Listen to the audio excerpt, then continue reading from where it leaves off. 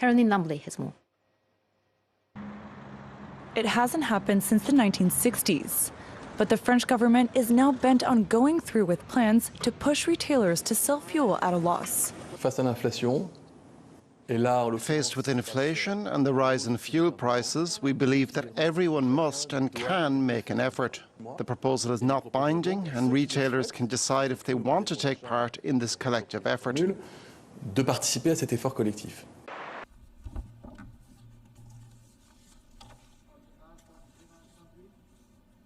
On behalf of the General Assembly, I have the honor to welcome His Excellency MOKGWEETSI MASISI, President of the Republic of Botswana, and to invite him to address the Assembly. Your Excellency. Mr. President, I join previous speakers in extending my sincere congratulations to you on your election as the President of the 78th session of the United Nations General Assembly. You can count on my delegation's full support as you steer the work of this august body. Mr. President, I could not agree more with you that the multilateral system needs to rebuild trust and reignite global solidarity to accelerate action on the Agenda 2030 and its Sustainable Development Goals in order to realize peace, prosperity, progress, and sustainability. As we convene this week, the world is in the age of polycrisis, facing a plethora of persisting global challenges, among them the war in Ukraine and its associated geopolitical tensions and impact on the global economy, the challenges relating to climate change, and the lingering effects of the COVID-19 pandemic. Of critical importance is the distressing reality that the implementation of the 2030 Agenda and its Sustainable Development Goals is off track. From the 2023 SDG Progress Report, half of the targets of the SDGs are experiencing inadequate progress, while 30% of the targets have come to a halt. This lack of progress is exacerbated by the multifaceted global crisis, which compounds the already dire situation we find ourselves in. Illustratively, whereas SDG 5, which expresses the need for gender equality and empowerment of women and girls, and picks representation in positions of power and leadership as one of the indicators, the United Nations in this regard has not done badly, except for the Secretary General position. Would you not agree with me that the time is now to have a female Secretary General? The gravity of challenges faced by the SDGs demands that we transcend the business-as-usual approach to addressing these. This will obligate a robust political commitment from all of us. It is therefore imperative for the United Nations system, international financiers, the private sector and civil society to forge a collective front and refocus our efforts to swiftly propel the SDGs back on track. To this end, the recent SDG Summit and its political declaration could not have come at a better time. Mr. President, over the past few years, we have witnessed and continue to endure the profound and devastating impact of the COVID-19 pandemic. The consequences have been felt across nations, but the extent of its devastation have varied greatly depending on factors such as level of development and geographical location. Whether one resides in the global south or north, a landlocked developing country or small island developing state, these distinctions have played a crucial role in determining the severity of the pandemic's effects. It is therefore imperative that we will wholeheartedly embrace the ongoing discussions regarding pandemic prevention, preparedness and response. Mr. President, Botswana's key priority in these discussions is to ensure an international instrument that addresses equity during a pandemic. To this end, the main issues to be addressed from this perspective include timely and equitable access and sharing of benefits, strengthening of regulations to ensure developed countries and those with the resources do not hoard medical products during a pandemic, building capacity for stronger health systems, investment in research and development to build local and regional manufacturing vaccines, including sharing of intellectual property and establishing sustainable predictable and flexible financing mechanisms. I am pleased to inform the General Assembly that Botswana is making health contribution to build capacity to manufacture vaccines for both humans and animals. We have made remarkable progress in terms of HIV diagnosis, and on the 28th of August 2023, our National HIV Reference Laboratory was designated a World Health Organization Collaborating Center of Excellence. This epitomized, in part, the crowning of our national laboratory competence and success in carrying out genomic sequencing on levels equivalent to those of the best, as demonstrated by being the first to discover the Omicron variant. By the time these discussions reach their conclusion, it is essential that we establish robust systems that leave no room for the repetition of such calamity, ensuring that the survival and well-being of our people are never again contingent upon their location in the global south or north. More importantly, our hope is that the resultant of these discussions will culminate into a treaty.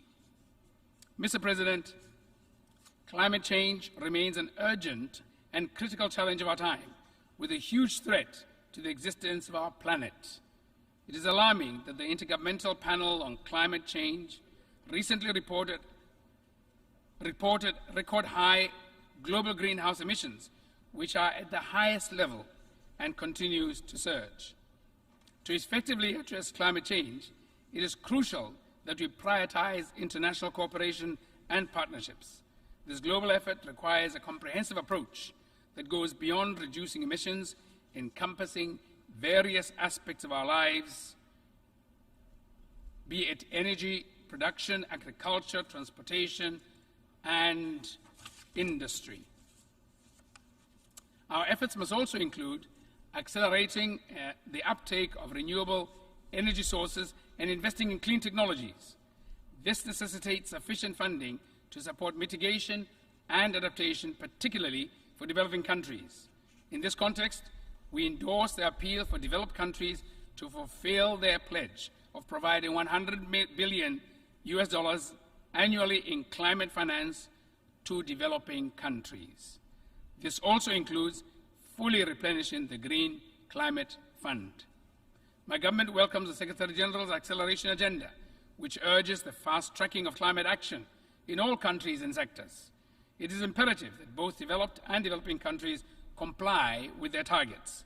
As for Botswana, we reaffirm our commitment to achieving a 15% reduction in carbon emissions by 2030.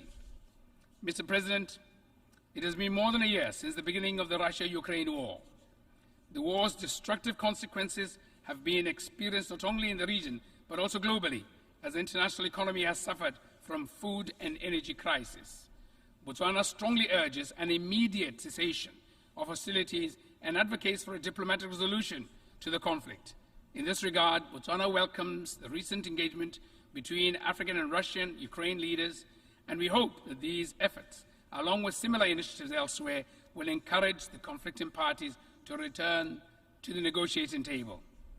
While we work on resolving active conflicts, we must step up action in mitigating all threats to international peace and security by reaffirming and observing the purposes and principles of the UN Charter, international law, and other obligations.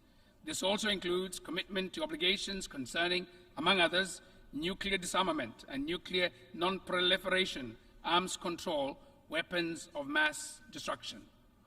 Mr. President, Botswana shares a deep concern regarding the persistent conflicts and destabilization of legitimate governments across the African continent. The negation of constitutionalism, as evidenced by overthrows of governments which seem to be having a contagion effect, should be shunned with the greatest disdain. Equally, the deprivation of people to self-determine continues unabated, albeit repugnant. It is of utmost importance that the United Nations Secretary General collaborates closely with the African Union and sub-regional organizations to prioritize and actively engage to foster peace and stability in Africa. I firmly believe that the attainment of lasting peace in Africa can pave way for a more prosperous and harmonious continent where the aspirations and well-being of African people can thrive.